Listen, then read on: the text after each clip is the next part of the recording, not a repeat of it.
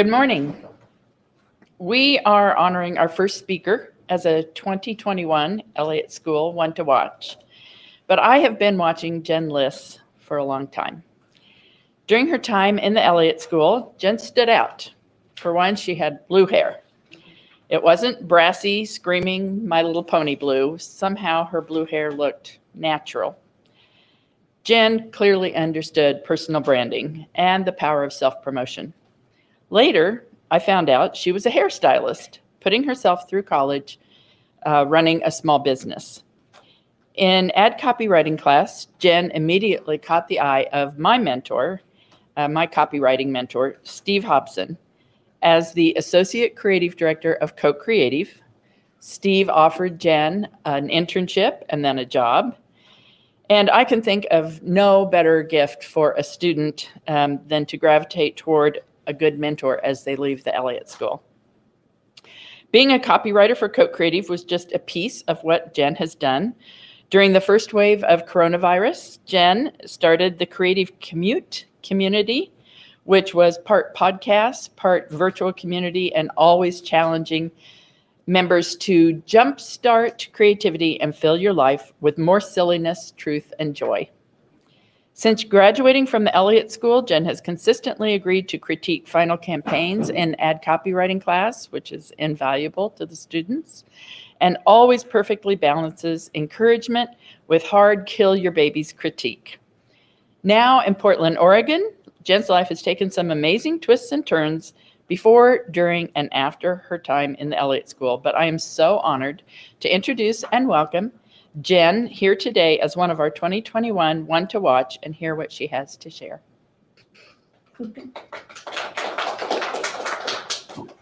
Hi, everyone. Madeline, thank you. What a lovely, lovely introduction. And before I get started, I also just want to thank everyone who worked to make this virtual session possible, because I'm obviously in Portland, and so I wasn't able to be there in person. And I know that it's a lot of work to make it happen, so I appreciate it. And I'm just so jazzed to come and get to speak with you, because it wasn't that long ago that I was in your particular set of shoes or seats, or, well, if you're watching from home, I've probably never sat in the seat that you're sitting in. But anyway, I'm just super excited to be here. So what I want to talk to you about today is part the media that made us and part talking about your career journey. There were things when I was in college that I wish that I knew. We always have those. Like, I wish that I had understood this. And so there's just a few nuggets that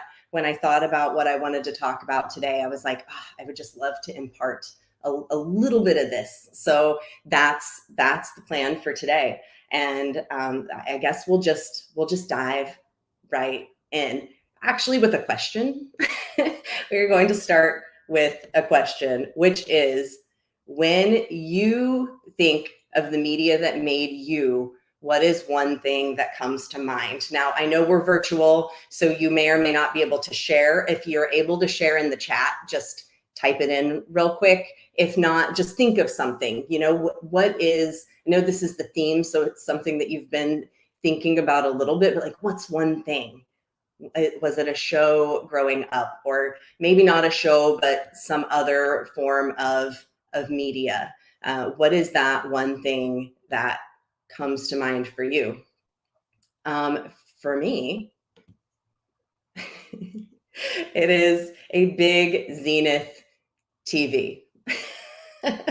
I grew up in front of the TV, and I'm old enough that this was the first big TV purchase that my parents had, was one of these bad boys with the fake drawers at the bottom. And it was it was the centerpiece, the focal point of our living room.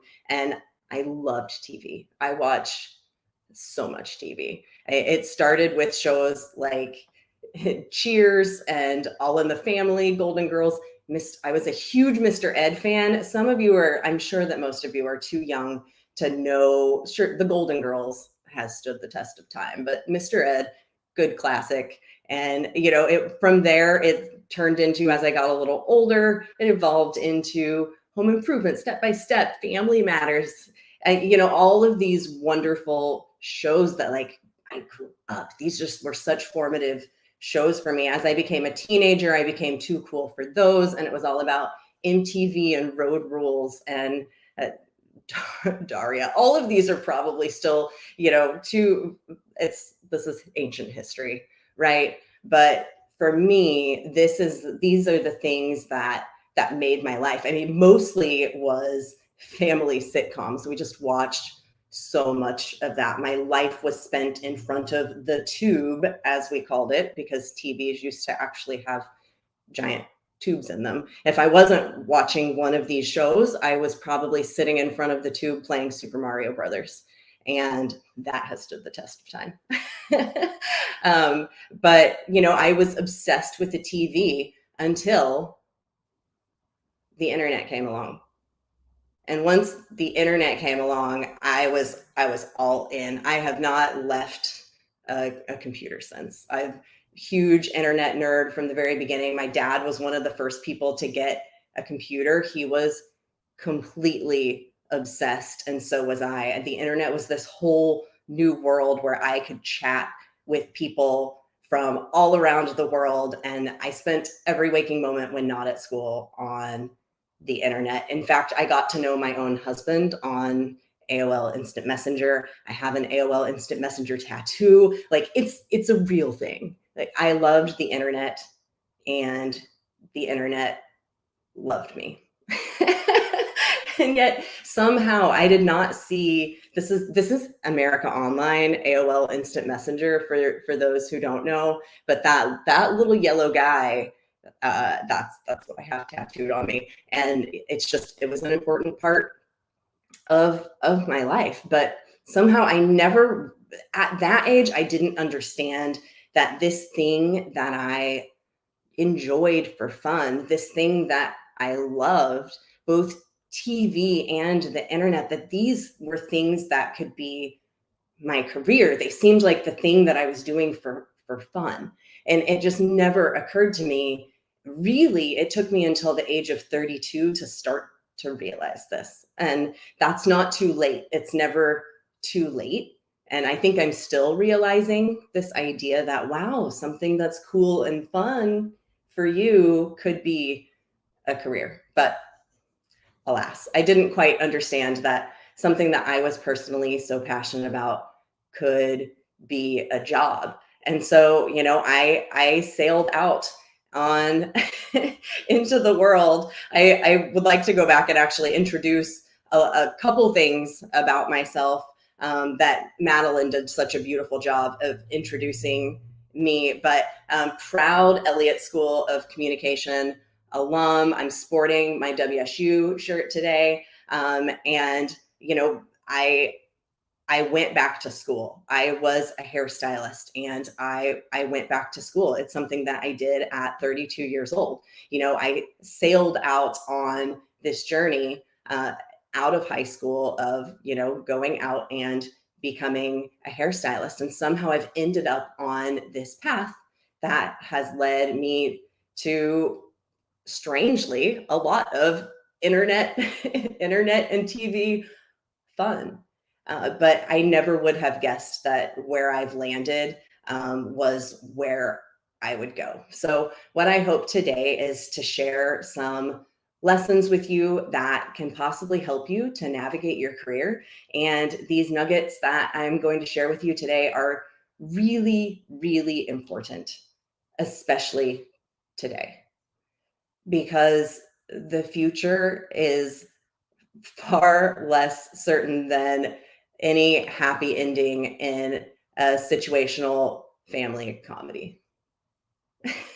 As much as I loved all of these shows growing up, I mean, look at their happy faces. They're so happy. Their lives are so predictable and scripted.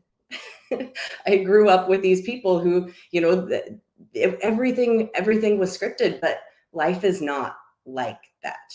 In fact, life is less scripted than it possibly could ever be. You know, even just 100 years ago, it was pretty expected what you were going to do with your life. And now the world is changing so fast that we don't know what the future might bring for us in our careers. Unlike these happy smiling folks that we see here, we don't know where life is going to take us. For example, when I graduated high school, social media didn't even exist. I actually didn't even have a cell phone when I graduated high school. Oh, that's how old I am.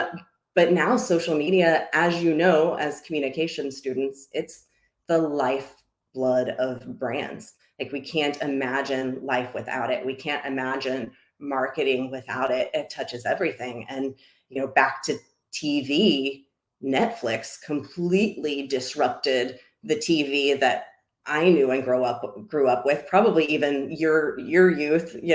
It's completely changed. So media is so different, and that brings a whole slew of new career opportunities to us, which is so cool.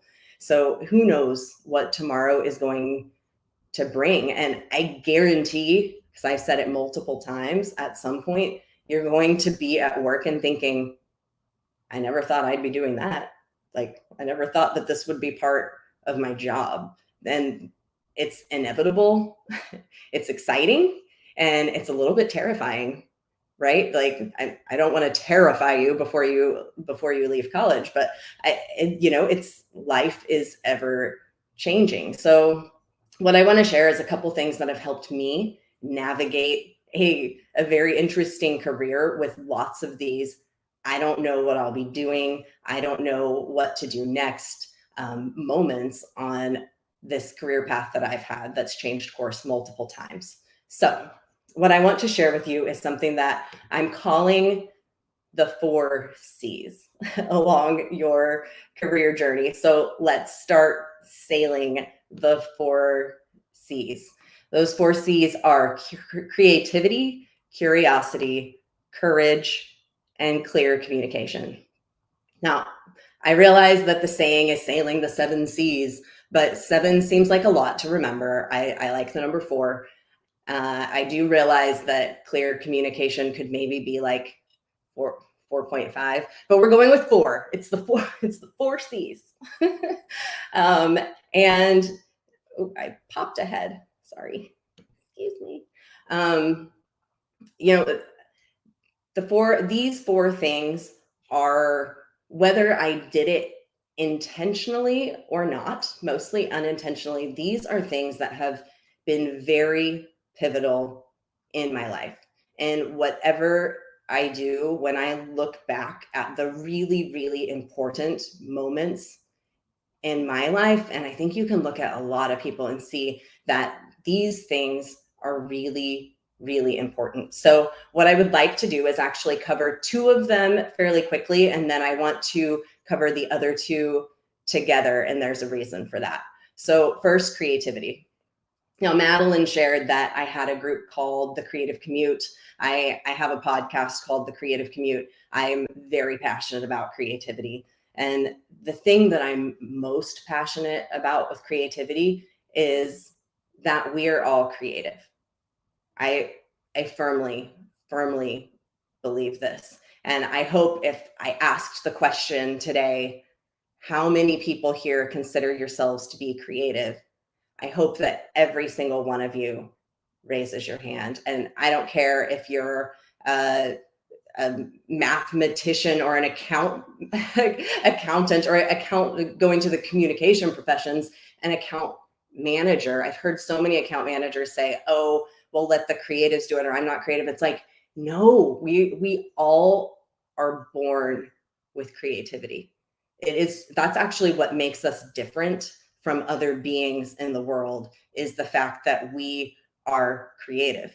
We are able to make connections that other things on this planet cannot make. Your brain is literally a creative machine. It's what you're made to do.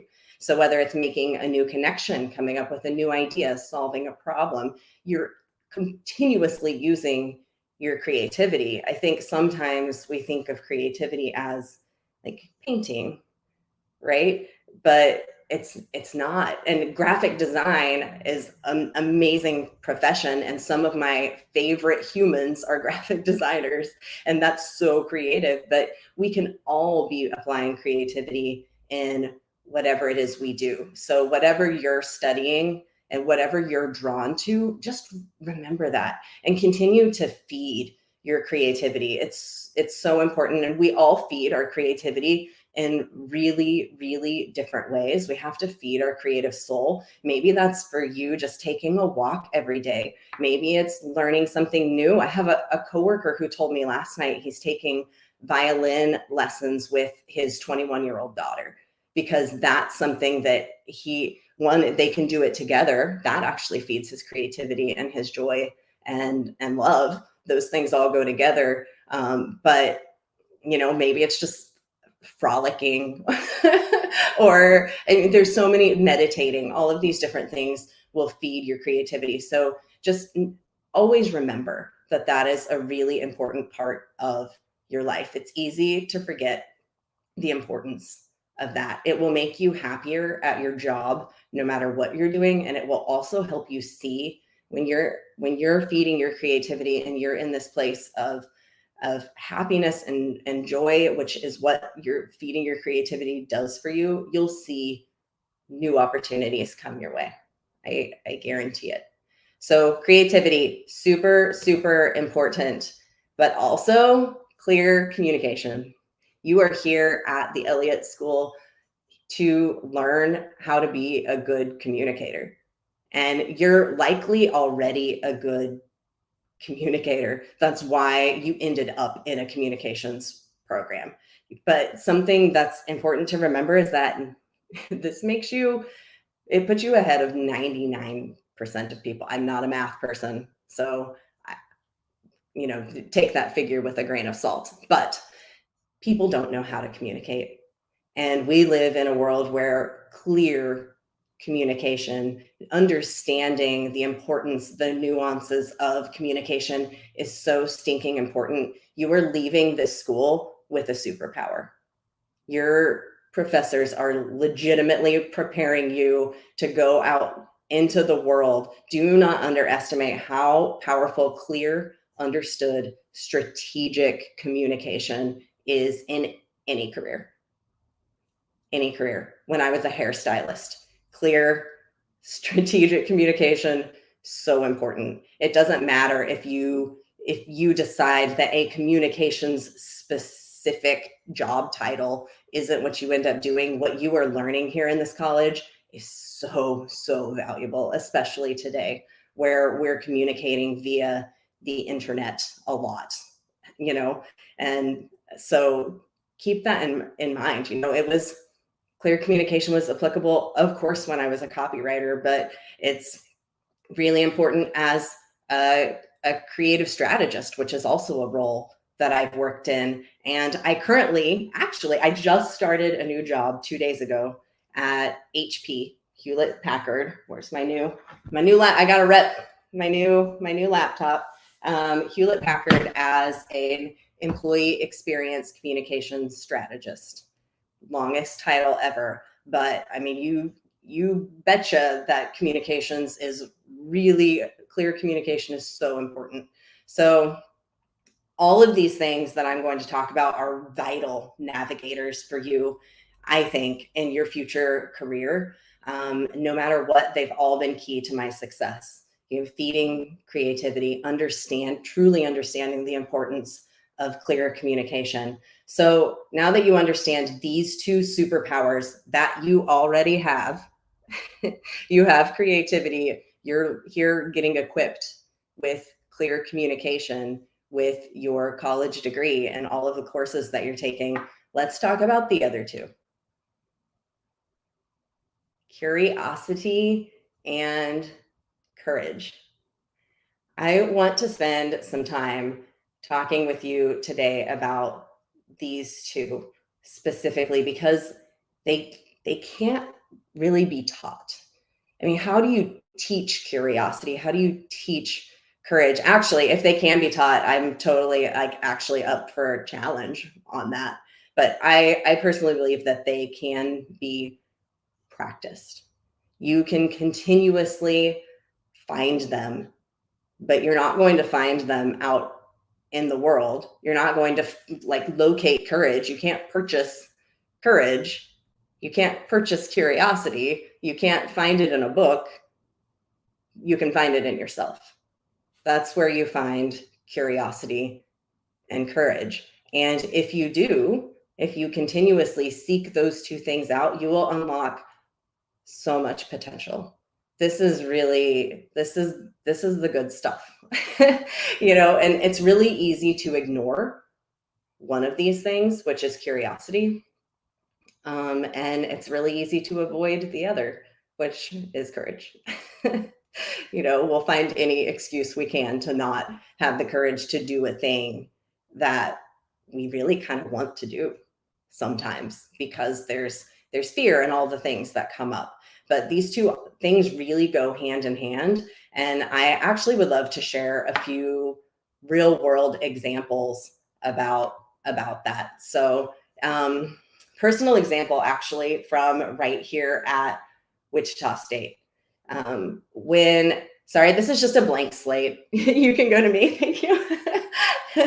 When I was actually this really ties into Madeline's introduction to me as well, because something that I approached with curiosity and courage got me the job that ended up with Hobo, Steve Hobson, as my mentor.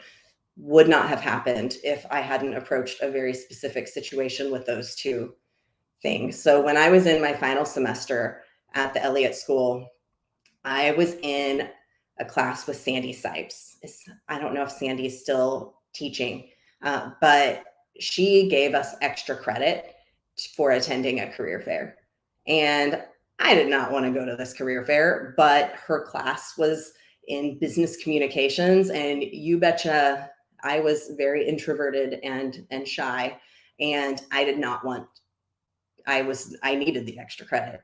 I needed the extra credit for this class, but I did not want to go to the career fair, right? A career fair, it's awkward. You're like walking around and talking to people about yourself. Like, oh, it seems awful. And I was terrified of the experience. And you know, like pitching yourself, it just felt like it was going to be so awkward. And spoiler alert, it was. You know, there's no way around the fact that those kinds of situations are a little bit awkward. But before I walked in to that career fair, I made a deal with myself that I would make the most of it. And so I promised myself to go around and talk to people, approach people and speak with them and ask questions and be curious about the jobs that they had to offer or why they had come to this career fair at Wichita State. And, you know, just go into it with a curious mind.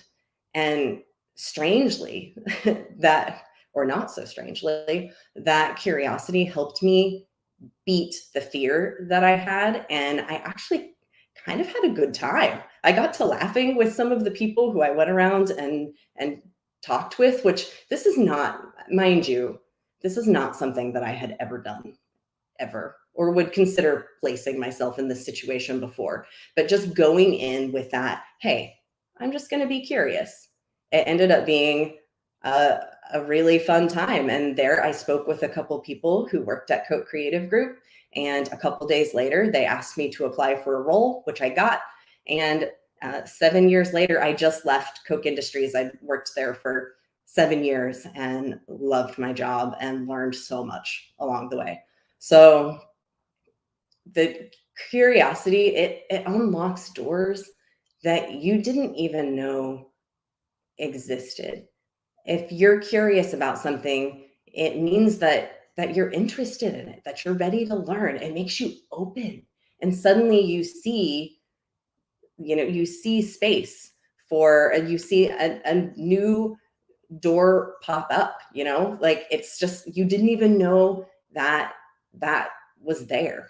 So I just find it fascinating when you approach something with curiosity, you just have so many more things open to you. And then that allows space for courage to just come in and just bust the door open. Like if curiosity unlocks it, then courage just, it just busts it wide open. So, going back to before I attended the Elliott School, I was a hairstylist. And honestly, I could have stayed in that career forever. And I had a good clientele. People thought that I lost my mind when I decided to stop doing hair. I could have stayed in it, but I was itchy. I was curious about what else I could possibly do. And eventually that curiosity about like what else is out there for me, that eventually overwhelmed me to the point that I had the courage to say, nope, I'm going to go back to school. I really want to learn something new. And so I did it, and I have not regretted that decision one bit, but it really was just being curious about, why do I feel this way? Why is it that I feel so strongly about wanting something new right now? So asking yourself, again, curiosity is something inside you. You're curious about certain things for a reason. When it pops up that it's like, oh, this sounds interesting, it's telling you something. So listen to those things. When I was a copywriter, I was actually curious. I did a lot of behind the scene interviews. Also something I said, I didn't know I'd be doing this in this job, but I did a lot of behind the camera interviews. And at one point I was like, what might it be like to interview on camera? And so my mentor, Steve Hobson, and I talked about it, and he was like, let's try this. Let's try putting you on camera, interviewing somebody. And I loved it. I loved it.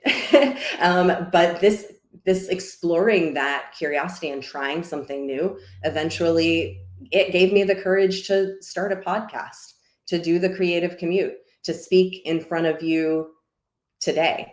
Just that one little thing, it just unlocked all of these new opportunities that I was like, if I can do that, then what else can I do?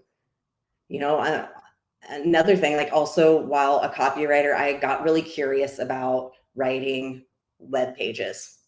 And I was really nervous about accepting a project to like take on writing an entire website. But I was like, I had a website back in the day, like when I was a kid, maybe I could try doing some web writing. And so I tried it, and I kind of dug it. And that actually leaned into me eventually doing UX writing, which user experience writing. I don't know if there's anybody who's interested in that kind of work, but I started to get really fascinated with user experience. And so I followed that trail a little bit and found some opportunities at Koch. There was actually one situation where my boss was working on a project, and I was like, ooh, I'm kind of interested in what he's doing. But I mean, it was his project. Eventually, I got curious enough that I was like, I'm going to ask him. So I asked him, I was like, hey, I might be interested in contributing to that project that you're working on.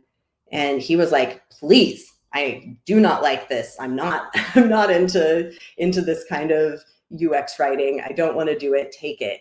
And that one little move that I did there led to my new career in employee experience, because it led me down a whole rabbit hole that I won't go into, of just getting really obsessed with improving the employee experience in the corporate world, and helping employees grow and navigate in their careers. Like all of that was from that one little question that I asked him. So it's just really fascinating how all of these things work together. Your creativity, your curiosity, your courage, and your superpower that you're leaving the Elliott School with, of clear communication. All of these 4 things really work together for you to help you navigate your career. And if you constantly look at those things, listen to those things, feed your creativity, your career could take you, it could legitimately take you anywhere.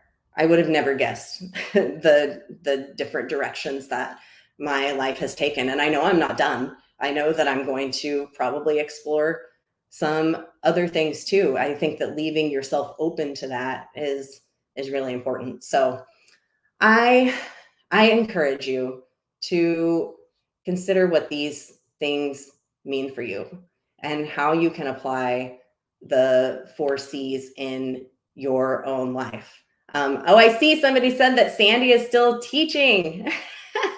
She's a crowd favorite. I know. Sandy is wonderful. I missed all of your beautiful comments. But I do want to leave you with a takeaway, just a question to consider. Now, remembering that you have your creativity and you've got your awesome, clear communication skills, how could you lean into curiosity and courage this week? Like this week alone, what is one thing that you're curious about that you could go in and learn something about, that you could just lean into, or ask somebody a question, reach out to a professional, reach out to me, reach out to someone, a professor, and just ask a question, something that you're like, oh, I've kind of been interested in this. And take one little, I like this idea of taking 5 seconds of courage. What is one thing you could do this week that takes just 5 seconds of courage? That might be, I don't know what that could possibly be for you. For me, one very pivotal moment of 5 seconds of courage was when I went live on Facebook Live for the first time, when I started my Facebook group, The Creative Commute. I sat there and really was like, okay, 5 seconds of courage. I can go live on Facebook. I don't know why that's so scary, but I did it. And that also led to my podcast, and also probably influenced my ability to get this job, my ability probably to come speak with you today. So it's just one little thing that you do, explore your curiosity, take a little courageous step. And I look forward to all of the amazing things that all of you do. So thank you for letting me come. And I'm totally open to any questions. If there have been any along the way that I missed, happy to answer anything.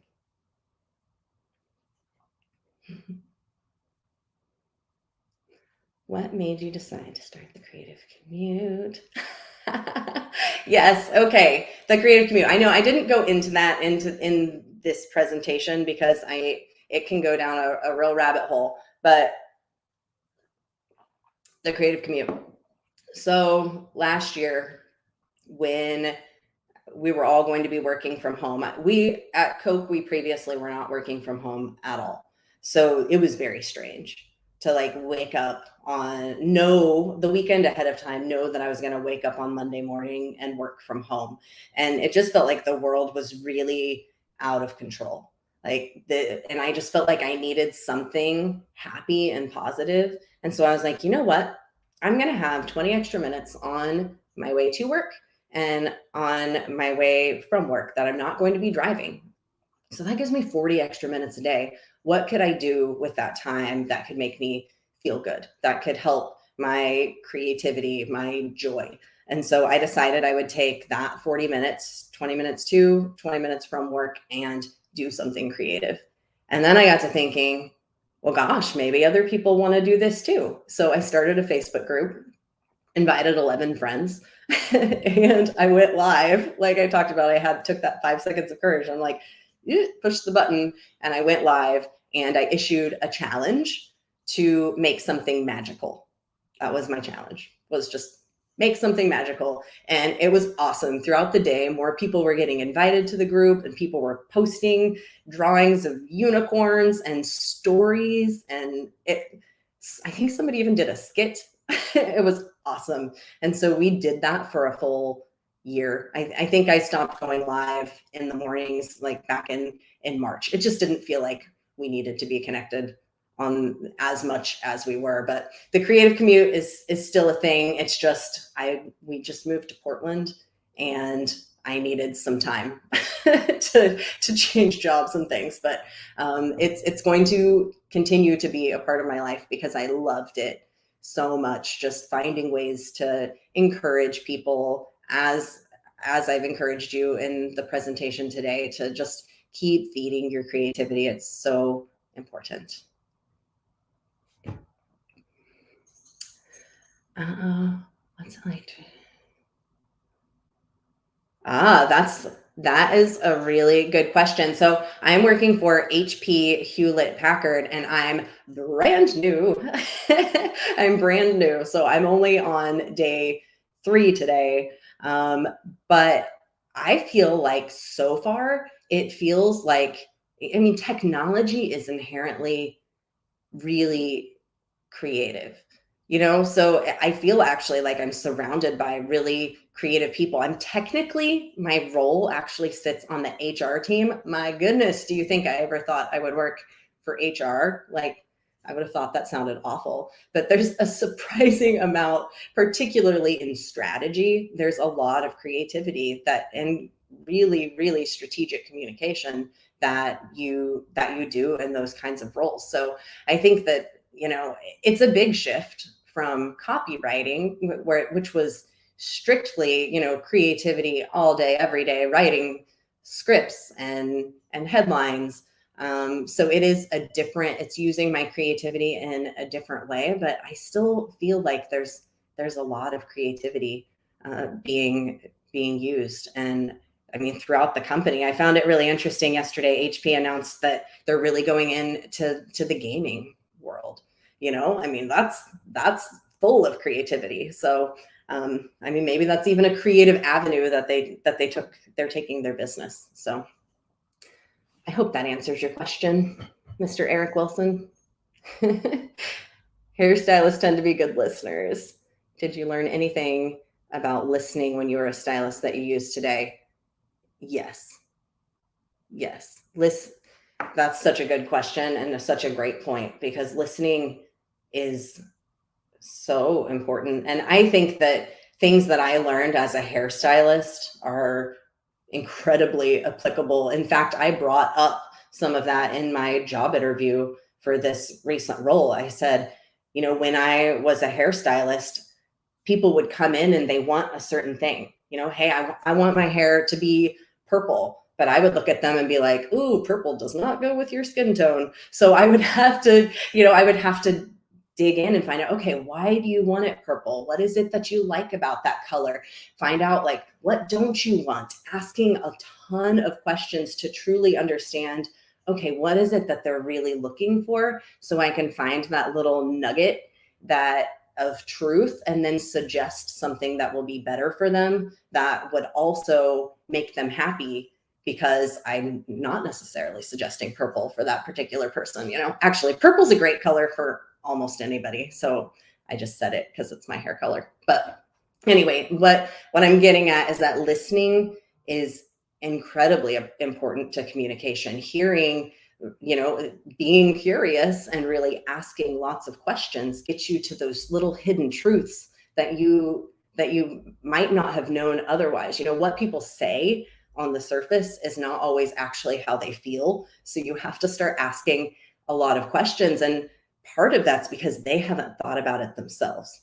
We don't think about certain reasons for why we feel certain ways. We'll just say something, but it's not always the actual truth. So sometimes you have to dig and listen and then respond. I hope that answers your question, Kevin, I think. How did your education help you get into UX design? Okay, so UX, I was genuinely just curious about UX. I was like, this is a really fascinating area. I love what is called micro copy. So on apps, like the little pop-ups or the little things like UX copy, if you're a very precise, clear communicator, that's a really amazing field to get into. But I mean, for UX, there's so much knowledge out there. I self did it. Like, I just went on the internet and just ate up everything that I could possibly find. What made it easier for me is that I had an actual project that I was working on at work, where it was like, okay, I was learning and I was applying. So my suggestion, if you want to learn it, is to like create some project for yourself and be like, okay, I'm going to redo this website. I can see that their UX copy is not good, or this app, and then make a mock-up of it yourself and actually like start implementing that, because you learn by doing. When you learn the stuff that you're learning here, and then that's why we do practical things, practical applications in your classes, because it's when you start applying it that you really start learning it. So if you're interested in UX, there's tons of knowledge out there, but also create some practical application for you, or help a philanthropy. Like they need all the UX copy help they can get. So if you could actually help somebody in the process, that's a good way to go to.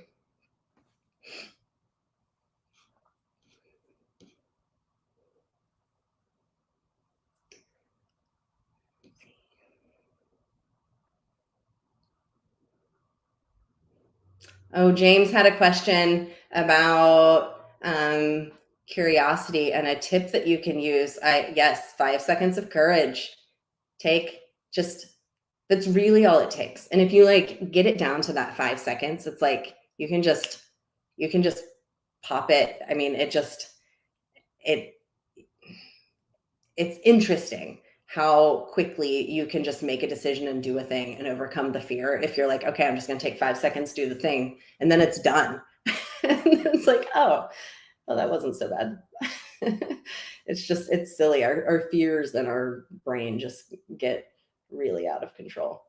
Here's like a very silly example of this. The other day, I'm getting on a plane and I see that a gentleman, well, I don't know who left it, but somebody left their library book on the ground. And I was like, oh, I should really pick up that library book and be like, hey, does this belong to somebody? But there's like, hundreds of people about to get on this plane. And I'm like, oh, I don't want to, like, it's kind of embarrassing to like yell. And then I'm that lady who's like, whose book is this? Anyway, I was finally like, I just do it. Just pick up the book and ask. And it's like, they were so grateful. But I easily could have just, I realize this is not a career thing, but it's just like, all it takes is just 5 seconds to be like, just do the thing. And then it's done. And nobody thought that I was a weirdo. They were like, wow, that was nice. I saw that book too and didn't say anything,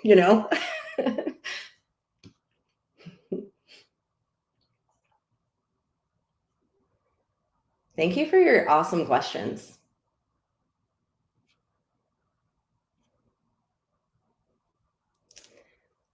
What is my favorite creative experience? Okay. Yes, this is an interesting mix of some of it's probably actually the project that kind of moved me a little bit into the HR communications space, because we were creating a video to onboard new employees. Like our HR came and said, hey, we need a video that like every new employee will see. And they wanted it to be like a talking head, like the leader of the company, like, welcome to Coke. And we were like, could we maybe do something a little different? And so what we actually ended up pitching was a woman welcoming you, but she's in this crazy portal. And there were all of these different versions of her that popped in and welcomed you. And those versions of herself represented all of the different kinds of employees that work at Coke. So we could communicate, we do things in logistics and transportation. Like we had her dressed up as a cowboy because most people don't know that they also own a ranch. So, helping to educate employees while having fun. But this video had a disco ball and we had confetti and we had a million versions of this woman. It was so fun and silly. And I can't believe that they let us do it. But it communicated a really good message. I think that's why it worked, was because it communicated a lot of really awesome messages about the company. It showed that we're willing to have a little bit of fun, and it was enjoyable for people to watch. So any project where I can overcome a barrier, like boring people to death, like how can we push this to make it enjoyable for the viewer? I think that comes back to experience too. That comes back to crafting a great experience for the viewer. That's a theme throughout my career of crafting a great experience for your hair client, crafting a great experience for the employee, you know, always thinking about the person on the receiving end. So Madeline asked what kind of things I wrote at Koch. Koch's such a big company. If I could list all the different things all day, but newsletters, websites. So if you're in copywriting, you would be, if you go into that field, you'll be shocked at all of the, and even graphic design too, all of the different kinds of things that you can write, because it could be the physical postcard are things that were still sent out by some of our companies, billboards, actual TV, national TV commercials. I wrote some of those that we did a big campaign that went nationwide in six different cities. I can't remember, but wrote commercials and got to be on set filming those commercials, like writing a script and seeing that come to life in this massive production was the coolest experience of my life. Also the disco ball, like putting that into a script and being like, and there's a disco ball and there's confetti, and then actually seeing your team make that come to life. It's like it just came out of my brain and then it was happening. That's so cool. So cool for any creative to get to experience something like that. I don't think I'll be doing any disco ball videos in this newest job, but that's okay. I've got that one in the bag.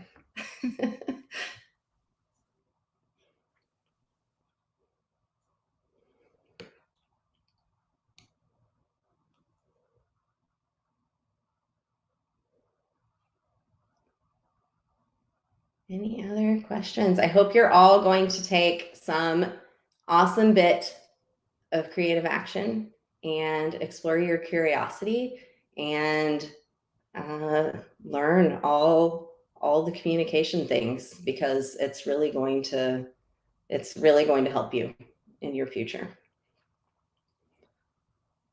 Was there ever a writing challenge that you felt that was there ever a writing? Here's the hard. I feel like I joined what is now called Shocker Ad Lab. Is that those of you who are putting this presentation together? I joined that, and that practical experience was so good, because when I got into the real world, you know, I think that I wrote some copy for a philanthropic, I can't remember now, Heather's Camp, I think is what it was called. And that really prepared me for when I got the job at Koch, for understanding how some of that happens. So I feel like it's like you don't realize sometimes the education that you're getting, the practical application, until you go out and you start to practically apply it. And you're like, oh, yes, I've done this before. So there's this learning while you're in school, and you're learning and you're absorbing, you're doing it this way. And then you go to a business, and every business is going to do it that way. You know, like if you go to an agency, they're going to do it that way. HP does it differently than Koch does it. So it's like you just have to take that knowledge that you've gained and those experiences that you've had and just twist it a little bit for the way that that place does it. Or sometimes they're looking for you to come in and twist the way that they do it, because at least at Koch, we were so thrilled to have interns or new people come in with their new ideas, because we get stuck in our ruts.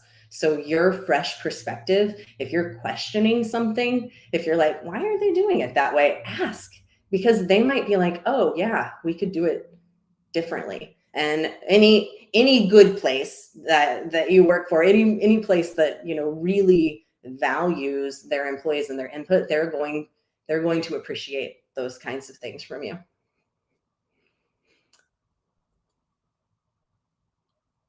Oh, okay. Whenever. Sounds good. Yeah, whenever, if there's no more questions, I'm I'm totally good, but thank you. These were awesome questions, and thank you to everyone, those who invited me to come and speak. I really, really enjoyed this.